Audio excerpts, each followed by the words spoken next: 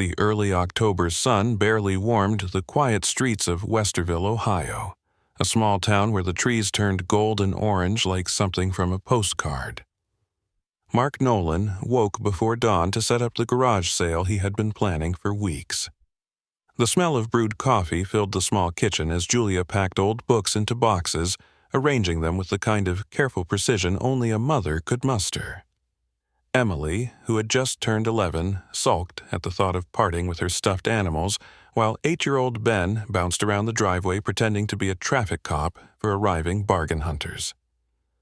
There was a sense of anticipation mixed with routine, the way families get caught up in their own busy rituals, without realizing these moments might be the last normal ones they will ever know.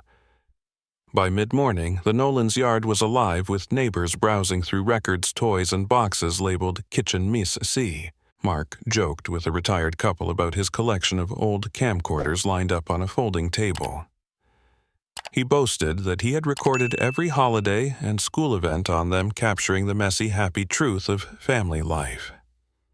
A few locals lingered, sipping cheap coffee Mark had set out in a large thermos, while Julia managed a small cash box perched on an overturned milk crate. The entire event felt like a slice of small-town Americana, complete with falling leaves blowing across the sidewalk, and the gentle chatter of people sharing memories about forgotten board games and scratched vinyl albums. It was just after noon when a stranger arrived, a man the Nolans did not recognize, dressed in a navy windbreaker with the collar turned up against the breeze. He seemed polite enough at first, asking questions about the camcorders, and even offering extra cash if Mark would show him the interiors to prove they worked. Neighbors recalled him smiling easily, but also noted the way his eyes never rested, always flicking over the house behind them, studying the open garage door. Julia felt a momentary chill despite the sun, but shrugged it off as nothing more than autumn's unpredictable moods. Emily and Ben bickered quietly over which toy cars they were willing to sell, oblivious to the stranger's glances at them. Mark invited the man to test one of the camcorders on the driveway, fiddling with the old battery pack while Julia went inside to grab an extension cord. Ben followed his mother in insisting on bringing the green plastic dinosaur he refused to sell. Emily sat on the curb knees, tucked to her chest, watching the stranger carefully as he crouched beside her father. The breeze picked up, rattling the leaves in the maple trees overhead, and for a moment the laughter and chatter of the yard sale hushed. A neighbor, walking his dog, noticed Mark gesturing toward the front door, inviting the man inside to see the rest of the collection. That was the last clear sighting anyone would have of the Nolan family together. Later that afternoon, the driveway was oddly quiet. The camcorders remained on the table untouched, the cash box left open with a few bills fluttering in the wind. A coffee cup lay on its side, slowly draining into a patch of fallen leaves. A young couple stopped by around 4 o'clock, confused by the silence. They rang the doorbell, knocked on the side door, and even called out the family's name, expecting to see the children peek from a window. But the house was silent, except for the faint ticking of an old clock inside, heard through the cracked front window. The open garage still displayed stacks of puzzles and old picture frames as if waiting for a customer who would never come. By dusk, police cruisers lined the quiet street. Neighbors huddled on sidewalks, arms crossed against the chill, sharing theories in hushed tones.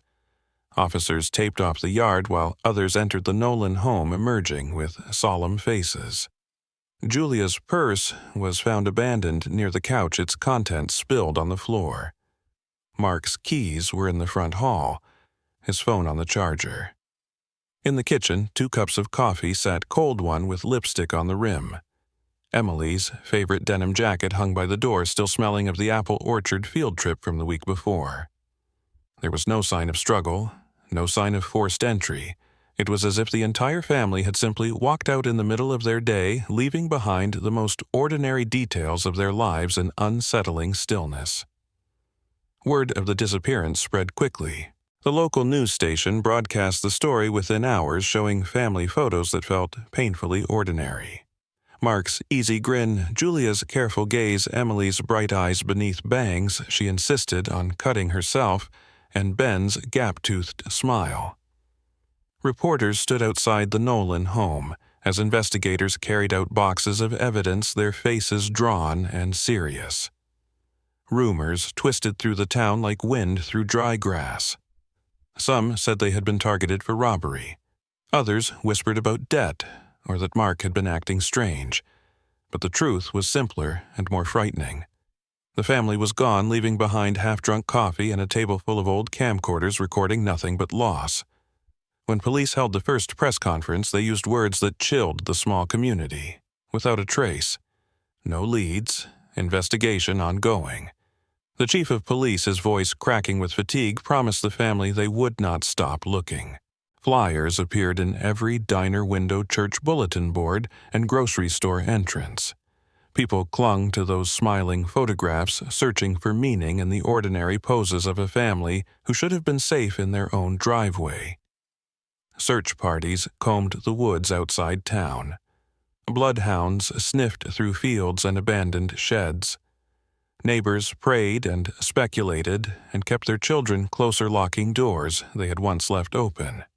But the Nolan family remained missing, swallowed by a day that began like any other and ended in a question no one could answer. The investigation began with the low wail of police sirens echoing through the quiet Westerville streets, a sound that made neighbors step out onto porches and watch with grim curiosity.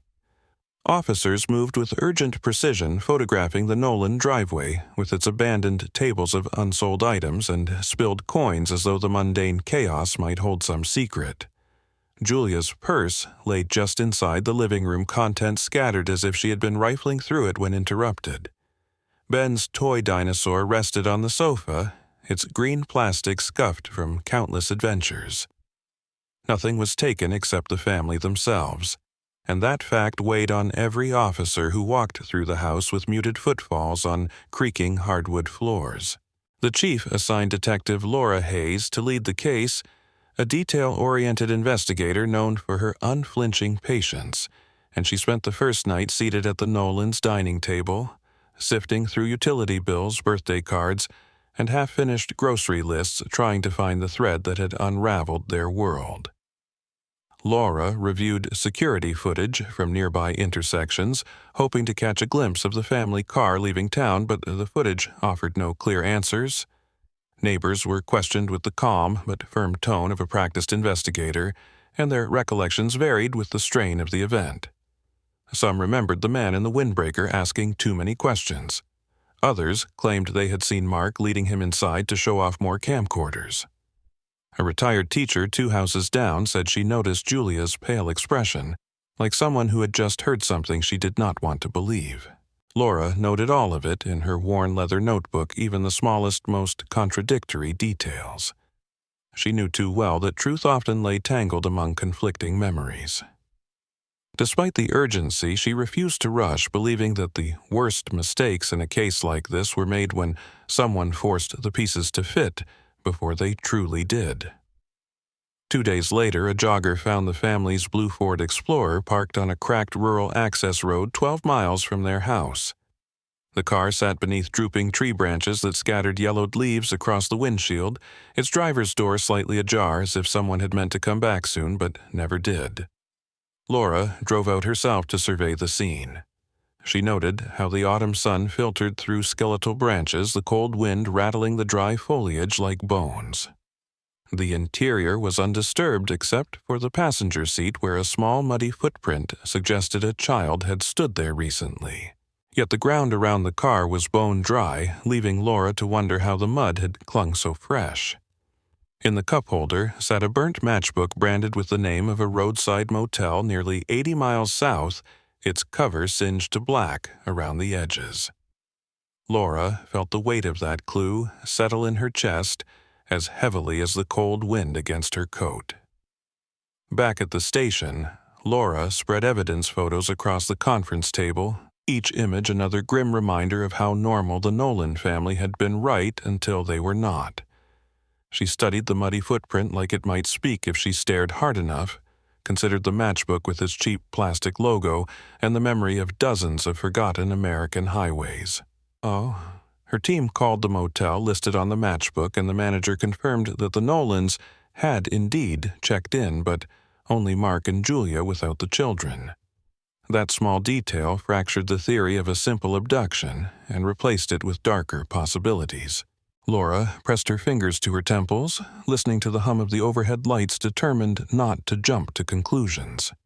She needed facts, not fear, and she reminded her team to document everything twice and ask every question twice as carefully. When they visited the motel, the smell of stale cigarettes and old coffee clung to the walls like an accusation. The manager stood behind a scuffed laminate counter and recited his answers with disinterest until Laura's steady gaze reminded him this was no minor inconvenience. Eventually, he remembered Julia crying at the check-in desk, trying to hold a crumpled slip of paper. Mark had seemed agitated, unwilling to make eye contact with anyone. Their room was small and cold, with thin blankets and fluorescent lights that buzzed without comfort. The bedspread had been left in disarray, drawers open, one of Julia's hair ties snapped and abandoned on the carpet. Laura instructed the forensics team to photograph every angle to lift prints even if the chance of a match was slim. She wanted every detail preserved so that nothing might slip through the cracks of her attention. As the days stretched into weeks, the investigation widened its net to include the Nolan's friends' family, even casual acquaintances. Julia's best friend sat across from Laura in a cramped interview room, eyes red and raw from crying, recounting texts and calls that seemed perfectly normal in hindsight, but now felt soaked in meaning. She handed over an envelope she had received in the mail after the disappearance. Inside was a note in Julia's handwriting. It read that someone knew everything and warned her not to trust them. Laura held it carefully in gloved fingers, noting the absence of any family fingerprints, as if even that message had been sent by someone else entirely. The words on the page felt like the last echoes of a voice crying for help that no one had heard in time.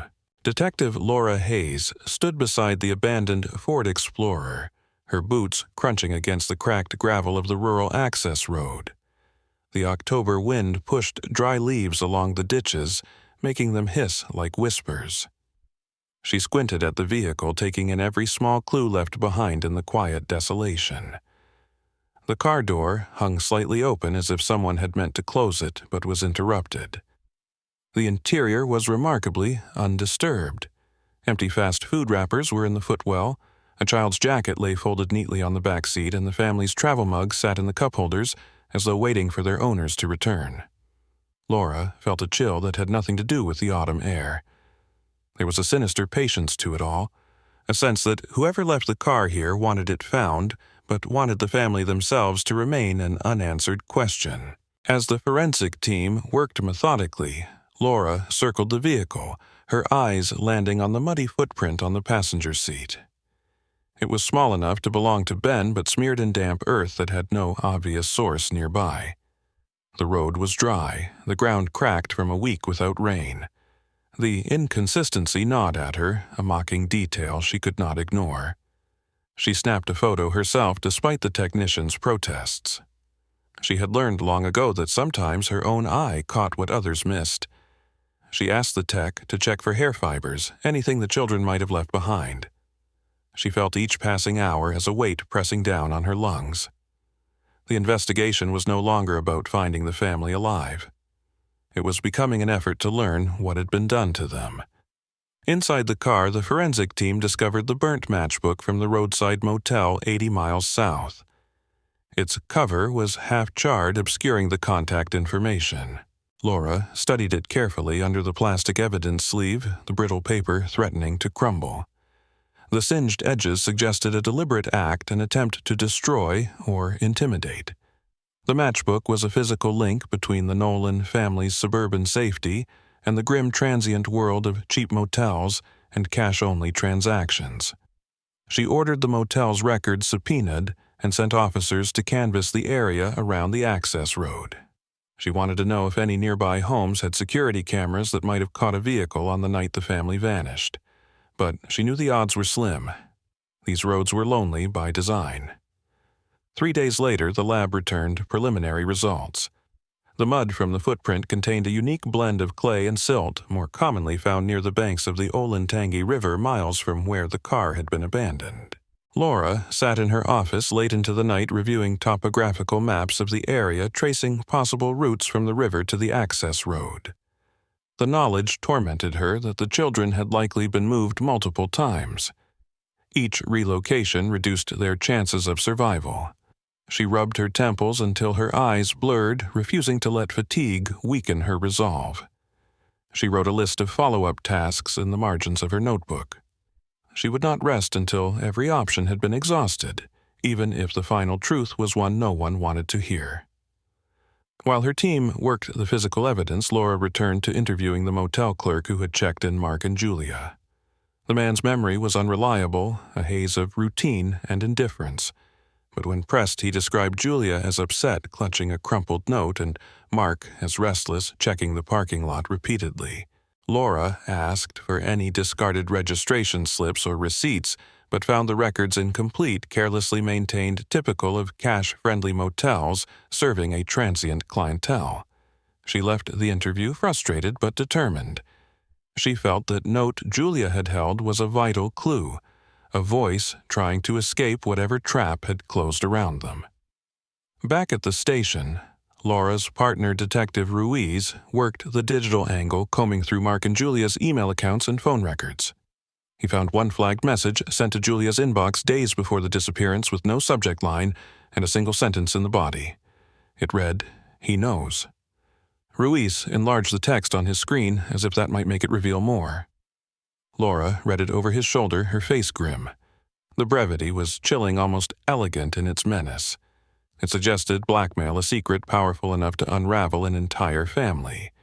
She ordered Ruiz to pull bank records, credit card statements, and any offshore activity. She wanted to know what Mark Nolan might have been hiding from his own wife, or what Julia might have discovered too late to save them. A breakthrough arrived in the form of a witness who had driven the same rural road the night the car was abandoned.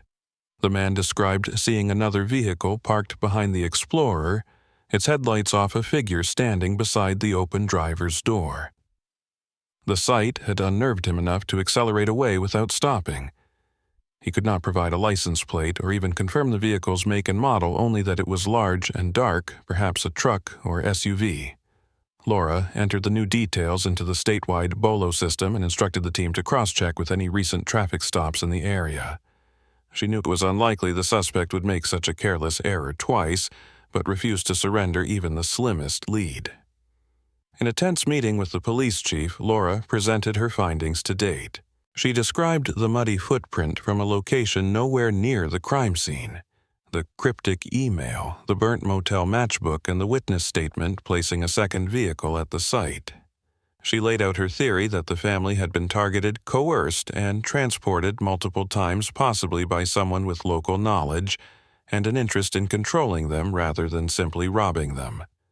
The chief listened in silence before giving her reluctant approval to expand the investigation into surrounding counties.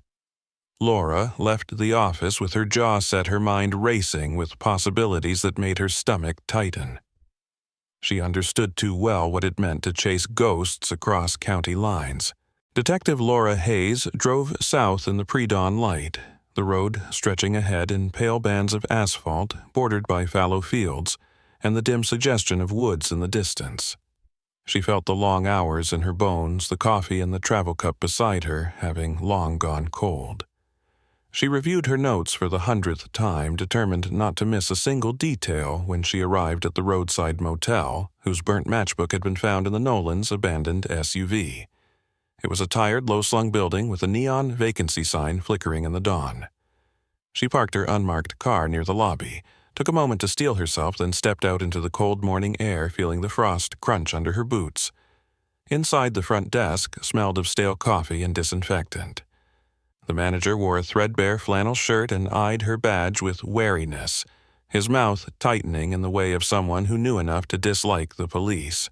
Laura introduced herself calmly, asking for the records from the week the Nolan family had vanished. He hesitated before producing a battered ledger with pages smeared in ink and coffee stains. Her finger traced down the list of entries until she found it. Mark and Julia Nolan. Paid in cash, registered for one night. She asked about their behavior watching the man shift uncomfortably as he admitted they had seemed nervous. Julia, on the verge of tears, clutching a piece of crumpled paper she refused to show anyone. Mark kept checking the parking lot, pacing like he expected someone to arrive at any minute. Laura requested the key to their room, and the manager obliged with ill-concealed irritation.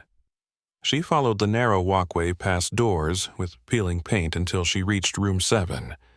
She unlocked it and stood in the doorway, breathing in the cold, musty air. The room had not been cleaned properly in weeks. Thin curtains let in dull light that illuminated every flaw in the cracked walls and faded carpet. She noticed the unmade bed sheets, twisted like someone had slept restlessly or tried to leave in a hurry.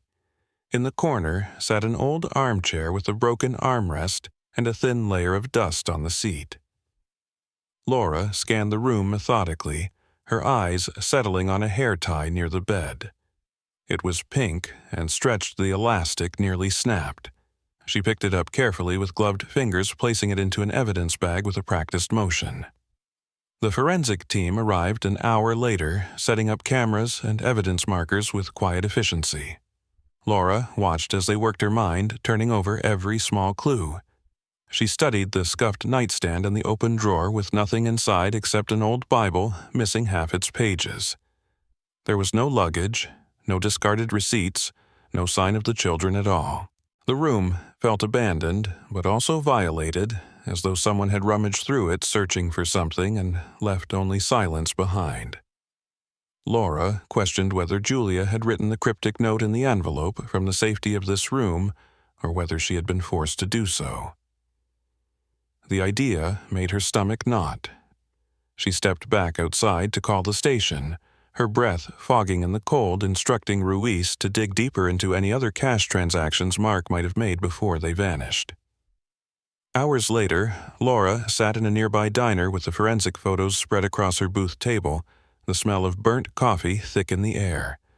She had them printed large to see every detail. In one image, she noticed fresh scratches on the doorframe, a sign of forced entry. Despite the manager's insistence, no one else had used the room since the Nolans. Another shot captured the carpet's odd indentation beneath the window, like a heavy piece of furniture had been dragged aside. She circled the marks with a red pen, feeling the case expand in her mind like dark water seeping under a closed door. She wondered who else had been there, and what had been demanded of the family in those hours before they disappeared for good. She spoke with the housekeeper, who claimed to have seen Julia alone outside the room, smoking, her shoulders, hunched hair pulled back in a messy knot, her eyes red. The woman described Julia glancing repeatedly at the parking lot as if expecting someone too anxious to even light her cigarette properly. When Laura pressed for more, the housekeeper admitted that Mark had come outside twice to argue with her in a low, urgent voice. The woman could not hear the words, but remembered Julia sobbing quietly while Mark gripped her shoulders hard enough to leave bruises. Laura wrote every detail in her notebook, underlining them as the beginnings of a motive no one had yet understood. Later, Laura returned to her car and sat behind the wheel watching the motel's neon sign blink lazily in the fading daylight. She thought about the matchbook and the intentional burn marks, the fear in Julia's face, and Mark's constant pacing. She felt the suffocating weight of secrets pressing against the thin walls of that miserable room.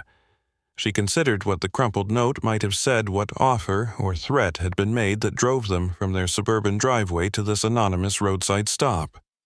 She knew the answer lay somewhere in those strained silences and broken gestures, but it remained just beyond her reach.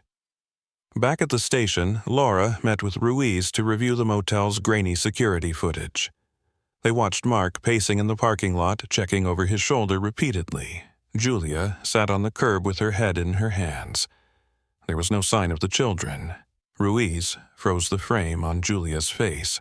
Laura leaned closer, noticing something clenched in her hand, likely the note the housekeeper described. She enlarged the image but could not make out the writing. She felt a flash of frustration so sharp it made her eyes sting. She knew she was looking at a woman trying to find a way out of something unspeakable. Detective Laura Hayes returned to her cramped office at the station, its overhead light flickering weakly as the autumn wind rattled the old windows. She sat at her desk, covered in printouts, photos, and scribbled notes from weeks of investigation. She picked up the envelope that had arrived at Julia's best friend's house just days after the Nolan family vanished. The paper inside was worn and creased as though it had been folded and unfolded 100 times before it was mailed. Julia's familiar handwriting filled the small sheet, but the words were unsettling in their brevity and urgency. It read, "He knows everything. Do not trust them." Laura traced the letters with her gloved fingertip, imagining Julia hunched over in the motel room and trembling, trying to communicate some terrible secret in the only way she could. The forensic team confirmed the note was in Julia's handwriting, but the envelope itself was clean of any family fingerprints. That detail gnawed at Laura as she leaned back in her chair staring at the worn ceiling. It suggested someone else had handled the mailing, someone careful enough to wipe away evidence before dropping it in a mailbox. Laura closed her eyes and pictured the motel room again, the cracked paint and soiled carpet, Julia clutching the crumpled paper and sobbing in the doorway. She imagined Mark watching the parking lot, pacing like a man waiting for a sentence to be handed down. The note was not a farewell. It was a warning. Laura called Julia's best friend back to the station for another interview. They sat across from one another in the stale air of the interrogation room, the dull buzz of the fluorescent lights overhead. The woman wrung her hands on the table, her eyes rimmed with red from sleepless nights and the crushing weight of guilt. She insisted she had no idea what Julia meant by the message. She said Julia had been distant in the days leading up to the disappearance, canceling plans and avoiding phone calls, but she had chalked it up to the stress of raising 2 kids and handling Mark's unpredictable moods. Laura listened carefully, watching the woman's face for any sign of evasion, but saw only raw grief and confusion. She let her go with a gentle nod, her mind spinning with possibilities she could not yet prove. Next, Laura spread the case evidence across the conference table, arranging photos, transcripts, and the timeline of the Nolan family's last known movements. She pinned the note itself at the center of the display red string, branching outward like a spider's web. She wrote Julia's words on the whiteboard in large block letters, "He knows everything. Do not trust them." The team gathered around silently, eyes flicking between the words and the photos of the family smiling in happier times. Laura asked them to think about who he might be. Mark himself, someone from Mark's past, a debt collector, a family friend. She wanted every possibility explored. She refused to leave any stone unturned, even if it meant chasing ghosts. Detective Ruiz came back with a lead after hours of phone calls and database searches. He had discovered that Mark Nolan had sent $8,000 to an offshore account 2 days before the family vanished. Laura felt the air leave her lungs as she processed the information. It suggested blackmail, a payoff, or an escape plan that went horribly wrong. She asked Ruiz to find out if Mark had made any other unusual transactions in the months prior. She'd suspected this payment was only the tip of something rotten, something that had followed them from the safety of their suburban driveway to that grim motel room where Julia had scribbled her final plea for help. Laura left the station late that night and drove past the Nolan house. The yard sale tables were long gone, but the autumn leaves still collected in the corners of the driveway, gathering against the closed garage door.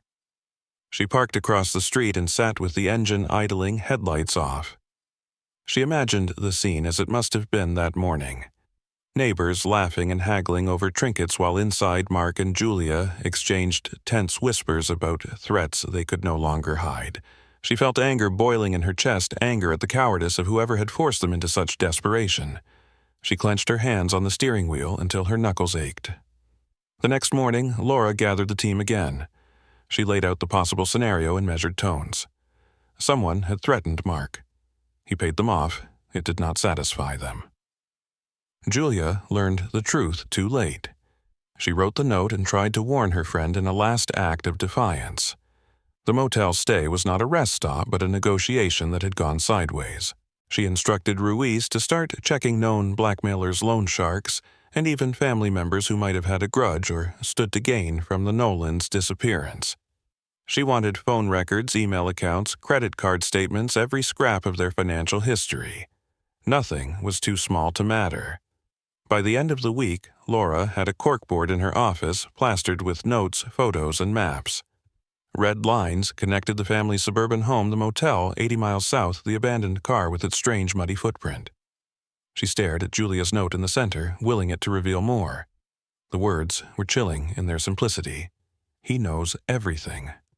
Laura felt the weight of those words pressing down on her chest every time she closed her eyes.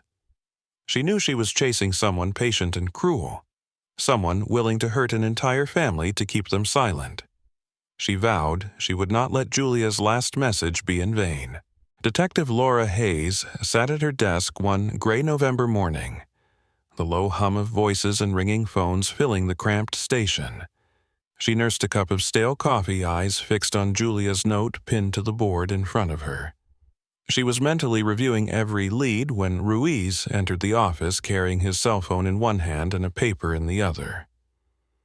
He looked more alert than she had seen him in weeks. Without waiting for permission, he announced they had received a call from Indiana. A man named Tom Jensen claimed to have purchased one of Mark Nolan's old camcorders at a flea market and had found something disturbing on it. Laura felt her heart rate spike. She leaned forward and told Ruiz to set up the call immediately.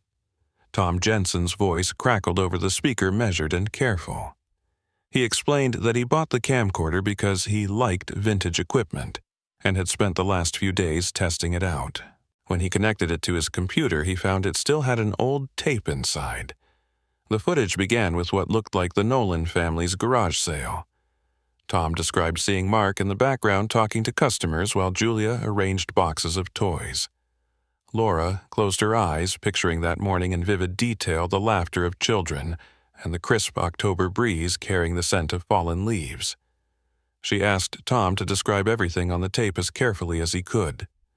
Tom continued in a halting voice. The recording seemed innocent at first, but then cut abruptly to footage from inside the Nolan house. The view was shaky, as though someone had picked up the camera and wandered through the living room and kitchen. It showed clutter on the counter's children's shoes near the door, and then focused on Julia sitting at the dining table with her head bowed. Tom said he could hear a man's voice off camera. He was asking Julia about some kind of secret, his tone quiet but menacing. Julia barely spoke above a whisper. Tom insisted he replayed the audio several times and heard her say, "Please do not make me tell them." Laura felt the blood drain from her face as she scribbled notes furiously, her pen biting into the paper. When Tom paused, Ruiz prompted him to continue. Tom described how the footage went black for a few seconds before returning to a close-up of Ben and Emily on the living room sofa. The children looked tense, their small shoulders hunched. The same off-camera voice asked Ben if he wanted his mother to stop crying. The boy nodded silently. Tom's voice cracked as he recounted it, saying he stopped the tape at that point and felt physically ill. Laura listened in grim silence, the weight of every missing day pressing down on her. She thanked Tom for calling and asked him to overnight the camcorder and tape to their station, promising they would handle it with the utmost care. After the call ended, the squad room felt heavier than ever. Laura sat back in her chair, tapping her pen against her notebook. She reviewed her notes. The footage confirmed that someone had been inside the house after the yard sale ended, someone comfortable enough to linger and record intimate, horrifying moments. It suggested a familiarity, perhaps even a level of trust, that made the Nolan family let their guard down. She felt anger spark low in her chest at the thought of a predator calmly filming his threats in a home full of children's drawings and family photos. She refused to let the case go cold while such evidence existed. That afternoon, the package arrived battered but intact. Laura and Ruiz set up a dedicated viewing room with a small monitor, careful to avoid contaminating the tape. They watched the footage in complete silence, the only sound the faint hum of the player and their own measured breathing. Laura took notes mechanically, forcing herself to remain detached, even when Julia's voice broke in a muffled sob or when Ben's eyes filled with tears. She felt the same horror Tom had described, but she would not look away. The camera panned too slowly, almost deliberately, as if the person behind it wanted to savor the fear they caused. When the tape ended, Laura turned to Ruiz and they shared a long, silent moment of mutual understanding. This was not just a missing persons case anymore. It was a crime with documented evidence of psychological terror. Laura instructed Ruiz to isolate the audio, enhance the voices, and see if any known suspects matched the man's quiet, controlled tone. She wanted a transcript produced immediately so they could pore over every word.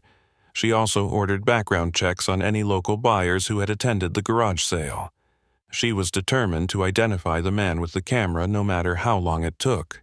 Laura spent the rest of the evening rewatching the footage frame by frame. She noticed Julia's fingers tapping nervously on the table, a subtle but telling sign of fear. She noted how Ben kept glancing at the floor, as if trying not to cry in front of his sister. Emily's eyes darted to her mother, constantly seeking comfort she could not give. Each detail hurt to watch, but it also provided valuable information. Laura wrote meticulous observations in her notebook, determined to reconstruct the timeline down to the second. She believed the camera had captured the essence of the family's final hours together, and possibly the identity of the person who ended them. Detective Laura Hayes sat alone in the viewing room, the flickering monitor reflecting in her tired eyes. She let the footage roll in silence one more time, forcing herself to study Julia's posture, Ben's watery stare, and the strange calm of the off-camera voice. When it ended, she clicked off the screen and sat back, exhaling slowly. The evidence was no longer theoretical. It was real and undeniable. She had video proof that the Nolans had been threatened inside their own home. She had proof they had been terrorized and forced to obey. The case was no longer simply a missing persons investigation. It was an abduction, an act of intimidation, and potentially homicide. She stood slowly, joints cracking, and walked out of the room with renewed determination, gathering the team in the main office. Laura addressed her exhausted detectives in a voice low but commanding. She declared the Nolan case fully reopened, reclassified as a major crime with all available resources assigned. She pointed to the board where Julia's handwritten note still sat pinned in the center. She reminded them they had a direct confession of fear in that message, and now they had a recording of the threats themselves. She instructed Ruiz to prioritize forensic voice comparison to check parolees with relevant histories to cross-match anyone who had attended the garage sale against criminal databases. She ordered the entire team to pull every favor they had in state and federal agencies. They would no longer wait for tips. They would hunt for the truth. Word spread quickly through the station that the Nolan investigation had been elevated. Officers who had once dismissed it as a tragic cold case now approached Laura to volunteer for assignments. Patrol units began canvassing older neighborhoods, distributing new flyers with updated photos and reward amounts. Laura herself called in favors from the FBI field office in Columbus requesting behavioral analysis on the suspect's voice and psychological profile based on the tape. The agent on the other end listened carefully as Laura described the footage in detail, his tone grim as he promised to expedite the request. Laura thanked him curtly and hung up, feeling no satisfaction in the cooperation. It was long overdue. The camcorder and tape were sent to Quantico for forensic enhancement and analysis. Ruiz coordinated with the lab to extract the clearest possible audio, isolating every word, every breath, even the rustle of clothing in the background. Laura sat beside him for hours as the technician worked, her eyes narrowed in concentration. When the voice finally played back in sharp clarity, she felt her skin prickle. It was a calm male voice, controlled but unmistakably threatening. The technician noted a faint accent hard to place but likely Midwestern. Laura wrote it all down mechanically, every detail another weapon she could wield. A week later, the lab reported that the off-camera voice carried unique speech patterns consistent with someone who had served time in prison, a subtle cadence often picked up during institutional life. Laura seized on that clue and ordered a fresh pull of all parole records for violent offenders in the Tri-County area. She spent long nights with Ruiz at the computer reviewing mugshots, listening to interview tapes, watching old interrogation videos for any hint of that same controlled menace. Ruiz worked tirelessly printing lists of names and addresses. Laura crossed out each dead end with a thick black pen, determined to find the one match that would finally give the family justice. During one tense strategy meeting, Ruiz reported that they had located the original buyer of the camcorder from the yard sale in 2010. The man had died in 2012 of what had been ruled an overdose. Laura requested the full autopsy report and frowned as she read the notes about unexplained blunt force injuries on his ribs and jaw. She wondered aloud whether his death had truly been accidental or if it was part of a cover-up, an attempt to erase anyone who had known too much. She ordered a review of the local homicide unit's findings from that year, determined not to let any detail remain buried under bureaucratic complacency. Meanwhile, the FBI behavioral analyst sent over a profile of the suspect. He was likely local someone who had attended the yard sale to blend in. He was comfortable enough to linger to observe to charm the family into letting him inside. He had the patience to record the threats suggesting a level of sadistic control. He probably had a criminal record, but nothing too overt, just enough to stay out of prison for long stretches. Laura read the profile in silence before tacking it up beside Julia's note and the transcript from the camcorder footage. She felt a grim satisfaction in seeing the pieces connect. One evening, Laura drove alone to the Nolan house and parked in the same spot where she had sat weeks earlier. She turned off the engine and sat in the dark, staring at the darkened windows and the garage door forever shut. She imagined the family's last day again. Mark setting up tables, Julia arranging books and toys, the children squabbling over which things they could keep. She felt their fear and confusion as the stranger's calm voice shifted from polite conversation to quiet threats. She imagined the man leaving with them in the car, driving them away from safety and into silence. Laura pressed her palms to the steering wheel until her hands ached, her jaw locked in anger she refused to let go. Detective Laura Hayes spread the financial records across the conference table, her fingers smudged with ink and sweat. She read every line twice, noting withdrawals and deposits in careful columns. Mark Nolan's transaction history showed the $8,000 transfer to an offshore account 2 days before they disappeared. Laura circled it in red, the amount glaringly out of place against the family's normal pattern of mortgage payments and grocery runs. She stared at it with narrowed eyes, asking herself what kind of threat forced a father to wire thousands in secret. She suspected blackmail, but the real question was what Mark was so desperate to keep hidden that he would risk his family's safety.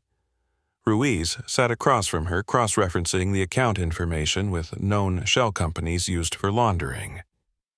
He found a connection to a defunct corporation in Nevada with ties to low-level organized crime. Laura leaned back in her chair, the air in the room feeling heavy with stagnant dread. She considered the implications. Mark had gotten involved with people who did not make threats idly. She imagined the man at the garage sale, polite and unassuming, using the event as a cover to confront Mark about the payment. She wrote in her notebook, slowly letting the words burn into the paper. Debt, threat, coercion, betrayal.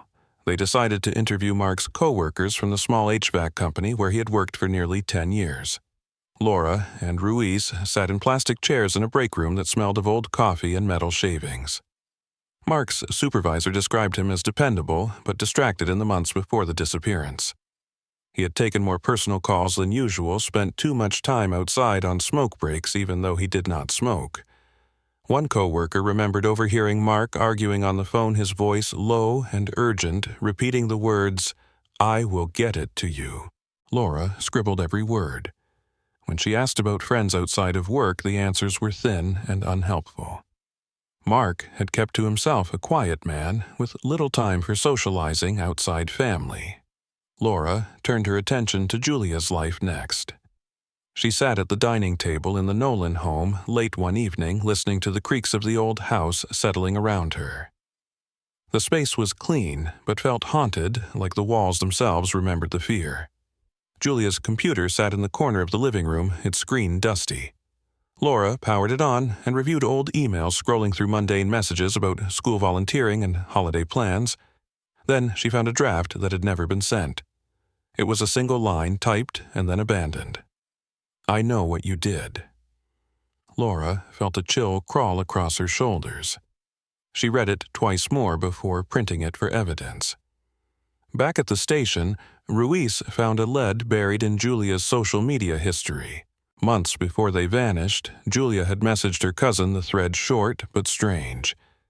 It began with a cheerful exchange about the kids but ended abruptly with Julia asking, "Have you told him yet?" The cousin had not replied. Laura read the transcript slowly, considering the possibility of an affair or a family secret Mark was unaware of. It fit the theory of blackmail. Someone had learned something they should not have, and someone else was willing to pay to keep it hidden. She ordered Ruiz to bring in Julia's cousin for questioning. The interview took place in a small windowless room at the station. Julia's cousin sat stiffly in the metal chair, fingers tapping a nervous rhythm on the table. Laura asked direct questions about the last time they spoke about any secrets Julia might have learned. The cousin's voice wavered as she admitted there had been a falling out. Julia had discovered messages between the cousin and Mark. Nothing explicit, she insisted, but enough to raise suspicion. Julia had threatened to tell the entire family if they did not come clean. Laura watched her face carefully, noting the shame and fear. She wrote every word in her notebook without judgment. When the cousin left, Laura sat in silence with Ruiz, reviewing the transcript. She drew a line on the whiteboard connecting Mark to Julia's cousin, then another line to the offshore payment. It painted an ugly picture. Mark had tried to buy silence to prevent the destruction of his marriage and family, but someone else had learned about it. Someone who saw leverage and used it. The payment had not ended the threat. It had only escalated it. Laura felt the weight of the truth pressing down on her shoulders, heavy as the autumn sky outside. The next day, Laura drove to the bank that had handled the transfer. She sat in a sterile office with a manager who kept glancing at the clock. She demanded the security footage from the day of the transaction. She watched the grainy video, leaning in as Mark entered, wearing a faded ball-cap, shoulders hunched, glancing around nervously. She noted how he signed the paperwork with a trembling hand. She saw the teller's polite smile falter at his anxious demeanor. When he left, he paused outside the bank, checking his phone before walking quickly toward the parking lot. She replayed the moment several times, her pen jotting furious notes. Detective Laura Hayes woke before dawn with the weight of too many unanswered questions pressing on her chest. She sat on the edge of her bed, rubbing her temples, then dressed quietly in dark clothes, her badge clipped to her belt. By 7, she was in the station briefing room with Ruiz, a map of southeastern Ohio spread before them. They had spent days cross-referencing the camcorder footage with known rural sites, searching for the rolling hills and thick woods that matched the blurred backgrounds. Ruiz tapped a section of Wayne National Forest with his pen. He said the pattern of trees and terrain in the footage matched aerial images taken there. Laura squinted at the map, felt the pieces lock in place, and nodded curtly. She told the team they were driving out today. They loaded up 2 cruisers with search kits, cameras, and supplies. The morning sun was low and sharp, casting long shadows over the empty streets as they left town. They drove south for hours until the suburbs faded into farmland and then dense forest. The further they went, the quieter the cars became. Laura felt the tension build as they turned onto a dirt access road lined with skeletal trees shedding the last of their leaves.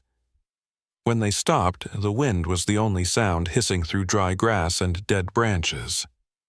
Laura ordered everyone out. She handed out radios and instructed them to fan out in grid patterns. She told them to photograph everything, no matter how small or meaningless it seemed at first glance. The search was slow, and methodical boots crunching on frost-hardened soil radios, crackling with terse updates. Laura pushed through brambles, feeling them scratch at her jacket and catch in her hair. She paused often, scanning for disturbed ground or broken branches. Hours passed. The air grew colder, the light thinner. Ruiz called out over the radio that he had found something. Laura turned and ran toward his voice, breathing hard, her boots sinking in soft earth. She arrived at a small clearing where Ruiz stood pale, one hand raised to wave her over. He pointed to a patch of disturbed ground covered in fallen leaves. It was subtle, but unmistakable. Laura crouched and brushed the leaves aside with gloved fingers, revealing dark, wet soil recently turned. They called in the forensics team immediately. Crime scene tape went up around the perimeter, fluttering in the wind as officers marked the area with bright flags. Laura stood back, arms crossed, her breath smoking in the cold. She felt the air shift as if the forest itself held its breath waiting. When the team began digging carefully with small shovels, Laura forced herself to watch. Inch by inch, the soil gave way to plastic sheeting, crinkled and stained. The forensics lead looked up and nodded grimly. They peeled back the plastic to reveal skeletal remains, tangled in dirt, and roots the outline of 2 adult bodies unmistakable even after years underground. Laura closed her eyes for a moment before she called the medical examiner. They worked in silence except for the scrape of shovels and the low murmur of radios. Laura directed the team to photograph everything from multiple angles to bag every scrap of fabric and bone. Nearby, another officer called her over. She followed and found him kneeling beside a small tree. At its base lay a child's bracelet, tarnished but intact. It was pink with worn beads, spelling out Emily in faded letters. Laura felt her throat close. She picked it up with trembling gloves and held it carefully in the evidence bag. She thought of the footage of Emily on the camcorder, her eyes darting to her mother for comfort that would never come. Laura straightened slowly, her jaw tightening as she gave orders to expand the search radius. They combed the area for the rest of the day and into the dusk lanterns and flashlights throwing long shadows among the trees. They found no additional graves, but collected scraps of torn fabric, rusted zippers, and buttons. Laura oversaw every collection, noting the location, examining the evidence, refusing to leave anything behind. She kept glancing at the bracelet in its sealed bag, the beads rattling softly. When darkness fell completely, she ordered the team to pull back and secure the site. They would return at first light with more equipment.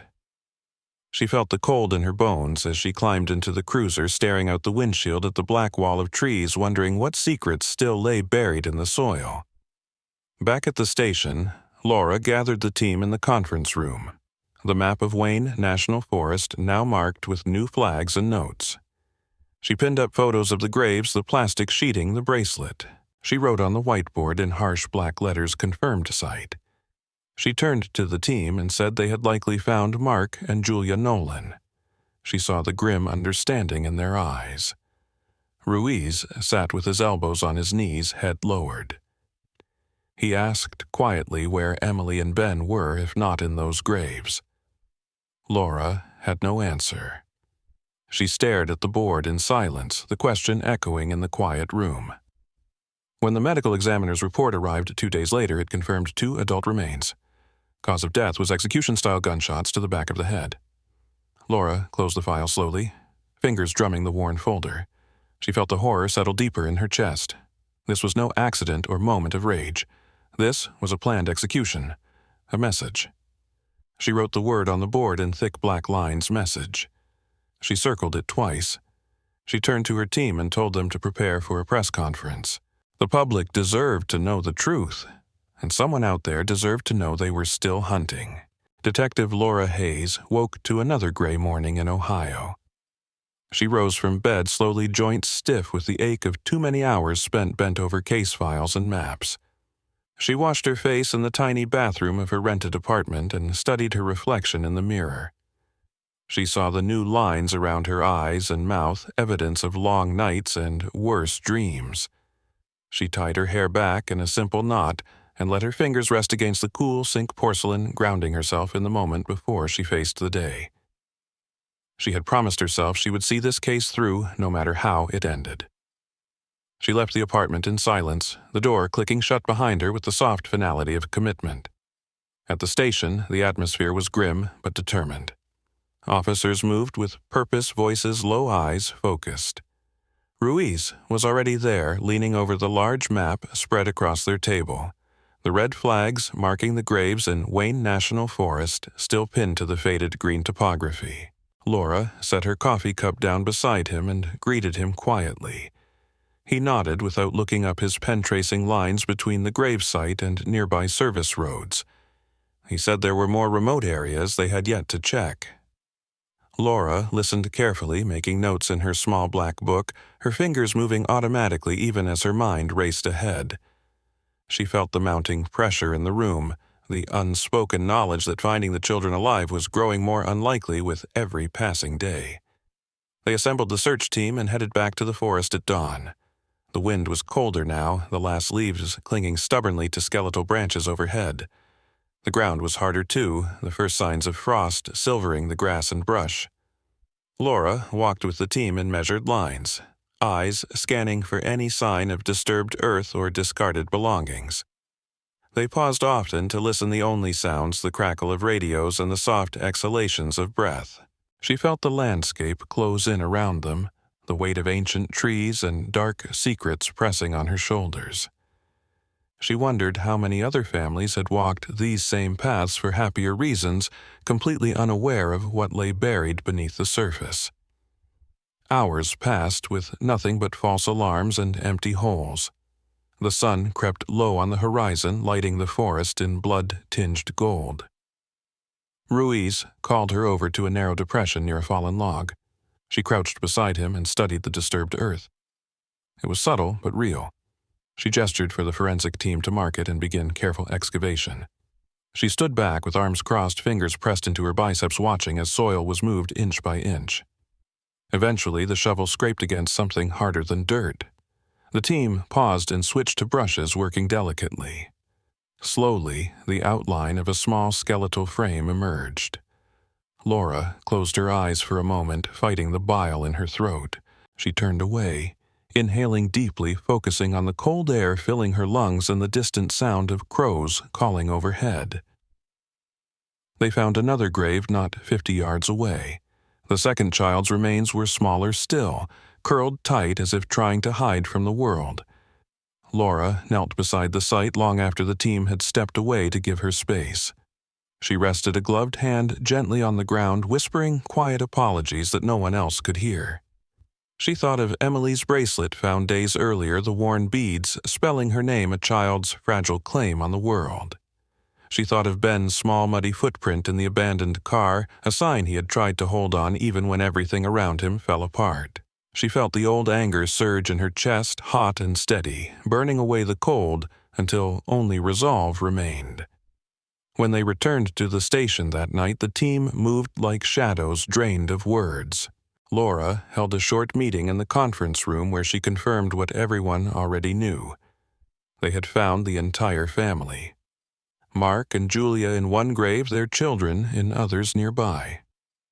The room was silent except for the scribble of pens taking notes. She instructed Ruiz to start drafting the press release. She wanted the public to know the truth, no matter how ugly it was. She refused to let these 4 people become just another cautionary tale whispered at backyard barbecues or warned about in neighborhood Facebook groups.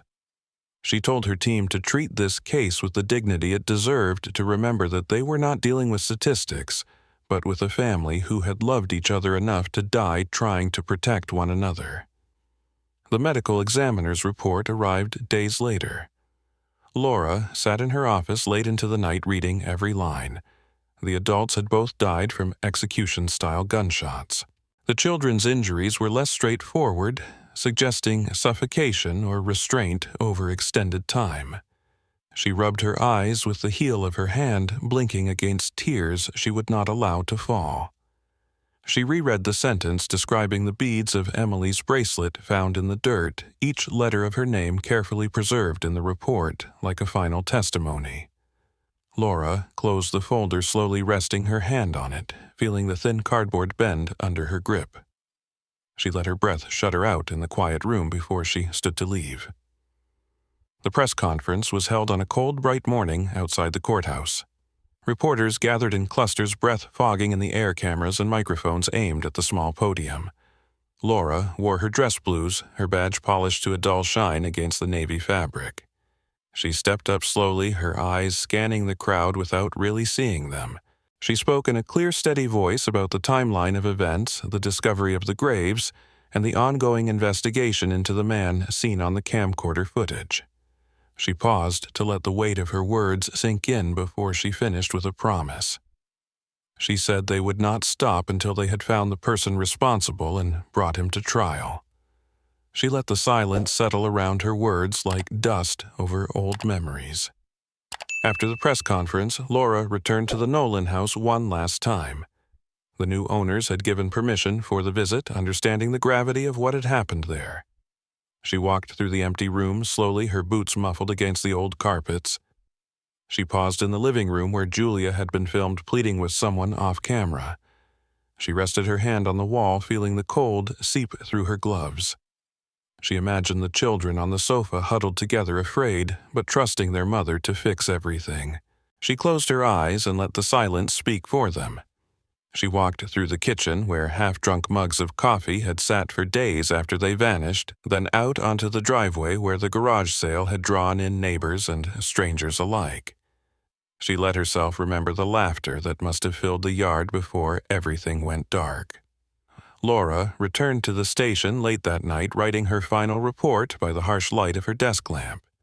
She chose every word carefully, refusing to let anyone soften the truth. She described the family's last days in unflinching detail, the blackmail, the fear, the camcorder evidence, the graves in the forest. She ended with a promise to the Nolan family and to herself. She wrote that justice was not a single act, but a promise renewed every day that the case would remain open until the person responsible faced a jury and heard the verdict read aloud. She signed her name at the bottom with deliberate pressure, the pen biting into the paper. If you enjoyed this story, please take a moment to like and subscribe to the channel to support more content like this. Let us know in the comments what you think about the plot and where you are watching from. We look forward to hearing your thoughts and continuing the conversation with you.